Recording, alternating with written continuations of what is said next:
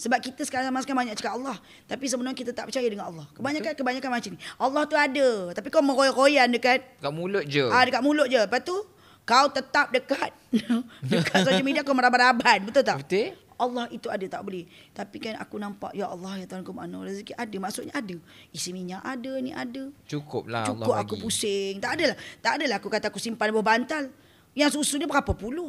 Betul. Susu dia, pampers dia lagi. Betul. Minyak dia lagi. Betul. Aku nak ulang alik lagi. Yang tak laku sebulan kau tak mana. 30 hari Ramadan tak pernah langsung habis mana. Wallah. Tak pernah habis mana.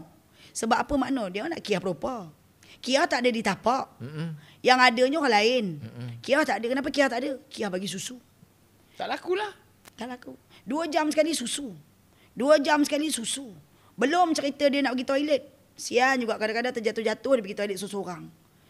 Sebab Kak Kia ni hak masyarakat. Sini pun dak aku, laki aku pun aku. Itu pun aku meniaga. Rumah aku Bukit Sarjana, depan tu Bazar Ramadan. Tapi macam mana pun jam kalau bulan puasa. Betul. Tak lama. Itu memang jam betul. Tak lama Sarjana tu. Hitam. Tapi Marah dia lagi? Dia marah kat aku. Hari tu aku lambat balik, dia balingnya makanan. Tapi aku gelak. Ngapa dia balik Cik Nazri? Aku gelak-gelak je tu. Aku tak marah.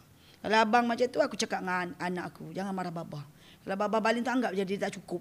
Dia budak-budak ada Khairah cakap. Anggap dia ni ketawa je dekat kita. Berapa hari lah cerita ni cakap kan. Aku didik anak aku. Aku tak ada rasa macam, sebab engkau, bagi aku, engkau nak ambil tanggungjawab. Kalau engkau nak ambil tanggungjawab jaga orang sakit, kau patut hadap. Betul tak? Betul. Kau nak ambil tanggungjawab, kau tak boleh marah-marah orang. Kau nak ambil tanggungjawab, itu maknanya kau ada udang sebelah batu. Betul.